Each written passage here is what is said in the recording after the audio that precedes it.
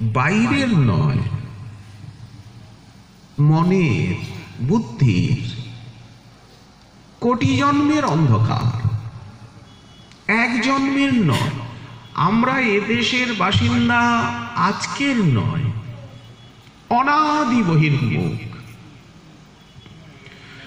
এর ভিতরে কত যুগ, কত কল্প, কত বর্ষ, কত পক্ষ, কত ঋতু, কত হায়ন, কত সংবৎসর, অনুবৎসর, ইরাবৎসর, 4 রকম বৎসর আছে। কত যে কেটে গেছে। এদিনও যামিনী, এখন বোঝা গেছে, এতদিন বোঝাও যায়নি। শীত আতপ বাতব রিখন, এদিন যামিনী যাই রে। এ কথাগুলো বোঝা যায় না। এ মুহূর্তে যেন বোঝার মতো একটু প্রবৃত্তি এসেছে, তাও বর্ষার মেঘ মেদুর আকাশে অমাবস্যার রাত্রিতে দামিনীর দমকের মতো, চমকের মতো, ক্ষণপ্রভার ক্ষণায়িত আলোকের মতো। এই ভাবটুকু কিয়ৎক্ষণ পরে, কিয়ৎকাল পরে যে চিত্তে থাকবে কি না এও বলা যায় না। এদিনও যামিনী যাই রে। কত কোটি কোটি জন্ম কেটে গেছে বিফলে, সেদিনও কৃপণ দুরজন। এরা কারা বলেন? স্বজন। কৃপণ দুরজন কিসের জন্য? ওই মধু চক্র উপরে আছে, সেটি বিষ্ণুর পদ, উৎস। ওখানের থেকে টপ টপ করে মধু নিচে পড়ছে, তো বালিতে পড়ে বালি মেখে যাচ্ছে। বৃষ্টির মেঘমুক্ত বাড়ি স্বভাবতই নির্মল হলেও যখন ভূতলে পতিত হয় তখন সেটা যেমন ক্লিন্ন হয়, পানির যোগ্যতা হারিয়ে ফেলে, আবর্জনায় মিলেমিশে একাকার, জলে থই থই, দিক দিগন্ত, প্রান্ত প্রান্তর,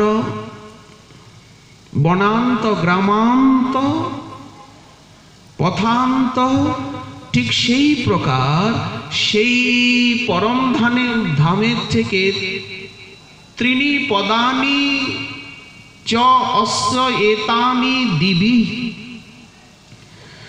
অশোক, অভয় এবং অমৃতকে উনি উপরে রেখেছেন।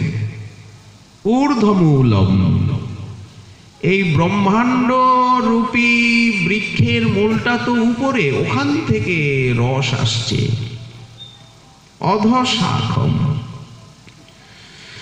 ছন্দাংশি যস্য পর্ণানি, শাস্ত্রই হচ্ছে পাতা। এই ব্রহ্মাণ্ডরূপী বৃক্ষকে, এই বিশ্ব বৃক্ষকে যিনি জানেন তিনি বেদবিদ, তিনি বেদজ্ঞ, তিনি ব্রহ্মবিদ, তিনি আত্মারাম আপ্তকাম, তিনি পরমহংস। ক্ষীর এবং নীরের প্রভেদ জানতে পারেন। শ্রীমদ্ ভগবদ গীতায় পার্থসারথী তত্র বেত্র পানি প্রপন্ন পারিজাত, তিনি জানাচ্ছেন যে জ্ঞান কাকে বলে। যত্তদ জ্ঞানং মতং মম, জ্ঞানটা কি? বললেন ক্ষেত্র ক্ষেত্রজ্ঞয়োর জ্ঞানম, দেহ আর দেহস্থিত আত্মা। যেমন একটা ডাব, নারকেল যখন সে কাঁচা নীলাভ হরিতাভ, তখন তাকে আচির থেকে আলাদা করা যায় না, একাকার। কিন্তু সেই নারিকেল যখন পরিপক্ক হয়, ঝুনা হয়, বিশুষ্ক হয়, যত বেশি পাকে, তখন আপনা আপনি ভিতরের যে সার অংশটি সেটি আচির থেকে আলাদা হয়ে যায়, যাকে গোলা বলা হয়। ওটাকে জ্বালানো হয়। এদেশে প্রদীপের আকারে ওগুলি জ্বলে, দেওয়ালির সময় ব্যবহার হয়, যে কোনো মাঙ্গলিক কার্যে ব্যবহার হয়। নারকেলের ভিতরের অংশটা একেবারে শুকনো, ওটাকে আমানি করে ওর ভিতরে ঘি দিয়ে পলতে দিয়ে মন্দিরে জ্বালিয়ে দেওয়া হয়, যজ্ঞে আহুতি দেওয়া হয়। এই রকম এই শরীরটা ডাবের মতো, আত্মা চৈতন্য, প্রাজ্ঞ চৈতন্য যে অনুভাবক, সে যখন সাধনের পরিপক্ক অবস্থায় আলাদা হয়ে যাবে, যেমন সুপারিটা গুয়া যখন আলাদা হয়ে যায়, পরিপক্ক হয়ে যায়, তখন বাজালে টকটক করে, আলাদা হয়ে গেল। ভগবান পার্থসারথী বলছেন, এই প্রকার দেহের থেকে, মনের থেকে, বুদ্ধির থেকে, ইন্দ্রিয়ের থেকে আলাদা হয়ে বিদেহ হওয়া, এই হচ্ছে খুঁজে পাওয়া। আত্মা বা অরে দ্রষ্টব্য, শ্রোতব্য, মন্তব্য, নিধিধ্যাসিতব্য। এখানের থেকে ভজনের আরম্ভ। দেহের বাইরে গিয়ে ভজন, বিদেহ হয়ে ভজন। আগে হয় মুক্ত সর্ববন্ধনাশ। পাখির বাচ্চার চোখ ফুটে গেছে, আগে তো চোখ ফোটে না, আগে সে অন্ডকে ভেদ করে বাইরে আসে। এতদিন তো সে অন্ডের ভিতরে ছিল, ডিম্বকোষে ছিল, ওরা অন্ডজ। তো এখন সেই ডিম্বকে ভিন্ন করে শাবক বেরিয়ে এলো, পক্ষী শাবক, বৃহৎ শাবক। এইবার তার চোখ ফুটলো, পাখা গজালো, তখন সে সীমিত আকাশ, বৃহৎ আকাশ, অনন্ত মহাকাশে সে উড্ডীয়মান হলো। ও আর নিচে নামবে না। তত্ত্ববিদ পুরুষ আর ঘুরে আসেন না, যদিও বা আসেন, ওনার সে নেশা আবেশ কাটে না। যেমন জড়ভরত ঘুরে এলেন, কিন্তু নেশা আবেশ কাটল না, জীবন মুক্ত, যোগভ্রষ্ট। তো বলবার তাৎপর্য, যে ক্ষেত্র এবং ক্ষেত্রজ্ঞের জ্ঞান, এই জ্ঞানটিকে ভগবান আরো ব্যাখ্যা করছেন। বিপর্যয়ং তদন্যথা। কাকে জ্ঞান বলে, কাকে অজ্ঞান বলে, উনি ক্ষেত্র ক্ষেত্রজ্ঞ বিভাগ যোগে তার একটা তালিকা দিচ্ছেন। অমানিত্যম, শাস্ত্র জানলে তিনি অমানি হয়ে যান। অমানি মানদ হইলে কীর্তনে অধিকার দিবে তুমি, ভজনে অধিকার দিবে তুমি। ভজনে কখন অধিকার আসে? যখন অবিচারে সকলকে সম্মান করবার প্রবৃত্তি আসে এবং স্বাভাবিকভাবে মনে হয় যে সকলেই শ্রেষ্ঠ, আমি সকলের কৃপাভাজন, স্নেহভাজন, আমি সকলের থেকে ছোট। এটা একটা বাক্য নয় বা ব্যবহারের প্রহেলিকা নয়, স্বাভাবিক অন্তরের একটা বিমল অনুভূতি, আত্মার একটা আর্তনাদ, একটা অন্তর্ক্রন্দন। অদাম্ভিত্তম। শ্রীমদ্ ভগবত গীতা এত মধুরাতি মধুর, প্রতিটি অক্ষর। অরতির জনসংসদী। তখন আর জনসম্পর্ক ভালো লাগে না। হাজার লোকের মধ্যে বসেও মনে হয় না একাই আছি, আধারে মরিগ ঘুরিয়া। আলোবাতি পাওয়া যায় না। হাজার লোকের মাঝখানে কেউ বসে আছে বাজারে, বিপণীতে, আপনে, কিন্তু মনে হয় যে অন্ধকারের ভিতরে, মহাসমুদ্রের মাঝখানে, চারিদিকে অফুরন্ত অনন্ত জলরাশি থই থই করছে, জাহাজটা একা, আধারে, দুর্যোগে। তখনই আসে অরতির জনসংসদী, আত্ম অনাত্ম বিবেক। এবং প্রতি মুহূর্তে এই যে ঢেউগুলো আসছে, তরঙ্গ আসছে, হাঙর, কুমির, বড় বড় মাছ, তিমি, তিমিঙ্গিল, জলের আবর্ত, এগুলি কি? জন্ম, মৃত্যু, জরা, ব্যাধি, দুঃখ, দোষানুদর্শন।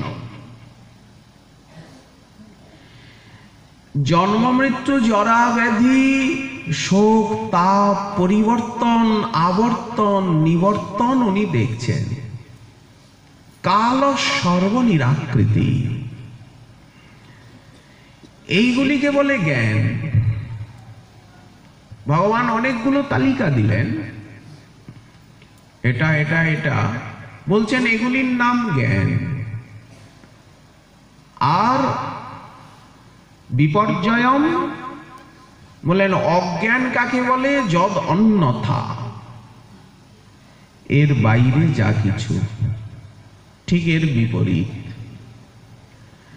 তো শ্রীমন মহাপ্রভু গীতায় যা সংক্ষিপ্ত, ভাগবতে তা বিস্তৃত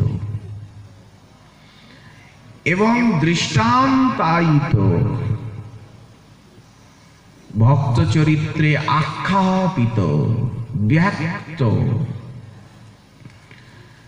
আরো পরিষ্কার হলো। ভাগবতে এসে গীতা আরো মূর্তিমতী, জ্যোতিষ্মতী, প্রভাবতী হয়ে গেলেন। সেই শ্রীমদ্ ভাগবত আরো প্রাঞ্জল হলো, সরল হলো, সর্বজন গ্রাহ্য হলো। ভক্তির সার্বজনিকতা, সার্বভৌমিকতা, সার্বদেশিকতা, সার্বকালিকতা প্রতিপন্ন হলো গৌরলীলায়। গৌরাঙ্গগণের ব্রহ্মাণ্ড পাবন চরিত্রে, তাদের লেখনীতে। আখের রসটা গুড় হলো, গুড়ের পরেও একটা অবস্থা আছে যাকে বলে খান্ড, খান্ডটার পরেও একটা অবস্থা আছে যাকে বলা হয় বুড়া, তারপরেও একটা অবস্থা আছে সেটা হচ্ছে শর্করা, চিনি, তারপরের বিবর্তিত পরিপাকিত অবস্থা, পরিপক্ব অবস্থা মিছরি। তাতে মিষ্টতা আরো সান্দ্র, ঘনায়িত। আরো সান্দ্র অবস্থা রয়েছে সীতা মিশ্রি। তেমনি গৌরলীলা যেন শীতোপলসম। নাসি রোগমূল, শীতপল যেন নাসি রোগমূল, ক্রমে সাধু হয় হরি, স্বাদু হয় ক্রমশ। ঠিক তেমনি গৌরলীলা মাধুরী, এটা আস্বাদন না করলে বোঝা যাবে না। রসগোল্লা বা মিষ্টান্নের ব্যাখ্যা শুনে যে এই সরপুরিয়া, কালাকাঁদ, সরভাজা, অমুক অমুক মিষ্টি, দই, লাবড়ি, এই রসমালাই, কত কিছু, দুধ পুলি, কিছুই বোঝা যায় না, কিছু বোঝা গেল না, শব্দ মাত্র। তেমনি সাধন পরিমার্জিত হৃদয়, ওটা না প্রত্যক্ষ হলে, জিহ্বায় না পড়লে ওগুলি শব্দ মাত্র। তেমনি শাস্ত্র গুরু কৃপায়, বৈষ্ণব কৃপায়, অনুশীলনে এবং সাধনে জ্ঞাতং দ্রষ্টং প্রবেষ্টং, এই পন্থায় না এলে শাস্ত্র যে কি বলছেন এটা কিছুই বোঝা যায় না, শূন্যবাদ বলে মনে হয়। যাক, এগুলি ভূমিকা, অবতরণিকা, প্রস্তাবিকা, উপোদ্ঘাত, আরোহণিকা। গৌরলীলা আস্বাদন, গৌরলীলার সঙ্গে সম্যক পরিচিতি অভিপ্রেত বিষয়। এই জন্য কবি কর্ণপুর বলছেন অতি প্রসঙ্গে প্রয়োজন নেই। আমি এখন নিবেদন করছি, সূত্রধার এসেছে মঞ্চে, প্রস্তাবক, আহ্বায়ক। সূত্রধার মঞ্চে ইতস্তত পদসঞ্চারণ করে নাটক তো সকলের দিকে দৃষ্টিপাত করে বলছেন অতি প্রসঙ্গে প্রয়োজন নেই। আমি নিবেদন করছি সকলে শোনো। যার শ্রীঅঙ্গ লাবণী নীল সাগর তীর সম্ভূত, সমুদ্রের জল নীল, আকাশ নীল, সেই নীল সাগরের তীরে যদি ঘন নীল অঞ্জন বা কাজলকে নিয়ে কেউ ডলে, দলিত কাঞ্চন, দলিত অঞ্জন হয়, সেই কান্তির সঙ্গে কেউ যদি নীলমণি, মহেন্দ্র নীলমণির পুঞ্জকে একীভূত করে, নীল সাগর, তার পাশে কাজলের স্তূপ, সেই কাজলটাকে ডলা হচ্ছে, তার থেকে একটা ছটা বেরোচ্ছে, তার কাছে যদি আবার ইন্দ্রনীলমণিকে স্তূপাকৃতি করা যায়, তাহলে সবই নীল, সবই কালো। অথবা নীলগিরি, পাহাড়টা নীল, সমুদ্রের জল নীল, আকাশ নীল, আর বালুগুলো হচ্ছে সোনালী, স্বর্ণশিকতা। সেই নীল পর্বতের নীল গুহায় আবার অক্ষয় বটের শাখাগুলিও ঘন সবুজ, কল্পবটের, কল্পবটের ছায়াটাকেও নীল বলে মনে হচ্ছে, পাতাগুলো ঘন হরিতায়ত। আচ্ছা, সেই নীলগিরির গুহায় ঘনপত্র জালে শোভিত তমাল তরু। মনে করে নিন নীল সাগরের তীরে একটা নীল গুহা, পাহাড়টাও নীল, মহাম্বোধে স্থিরে কনক রুচিরে নীল শিখরে বসন প্রাসাদান্তঃ। এরই ব্যাখ্যা। তো নীল পর্বতের নীল গুহায় দর্শক বৃন্দ, সভ্য শ্রোতৃবৃন্দ, তার ভিতরে ঘনপত্র জাল শোভিত যদি একটি নীল তমাল তরু হয়, তমাল তরুর কাণ্ডটা কালো হয়, ঠিক সেই প্রকার অতি প্রাচীন সুগভীর কোটর বিশিষ্ট অক্ষয় বটের নিকটে যিনি বিরাজ করছেন, অক্ষয় বটের ছায়ায়, কল্পবটের ছায়ায়, যার ঈশান কোণের একটা ডালের একটা পাতায় মহামহর্ষি মার্কণ্ডেয় তিনি দর্শন করেছিলেন তার অভীষ্টকে করার বৃন্দেন পদার বৃন্দম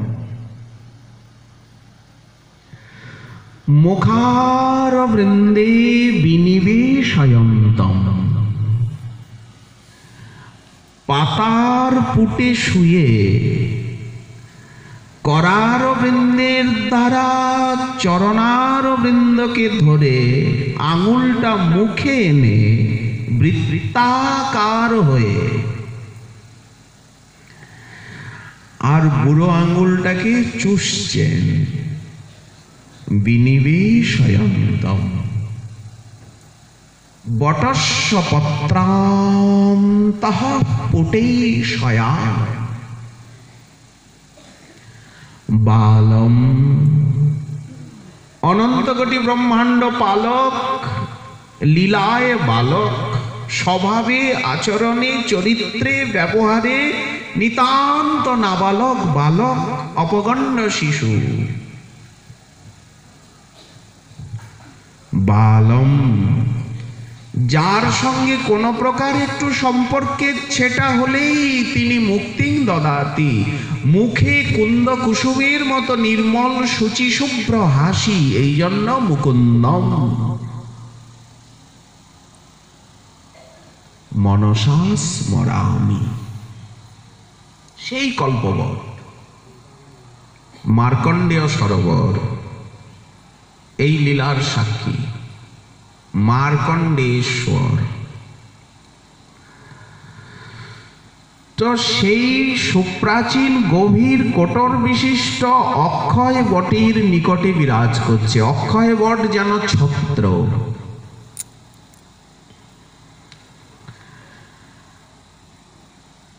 রত্নবেদিতে, সেখানে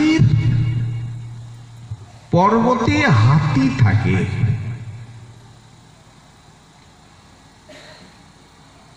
তো নীলগিরির যিনি প্রমদ মাতঙ্গ স্বরূপ, প্রমত্ত মাতঙ্গ, প্রমত্ত হস্তি, দীরত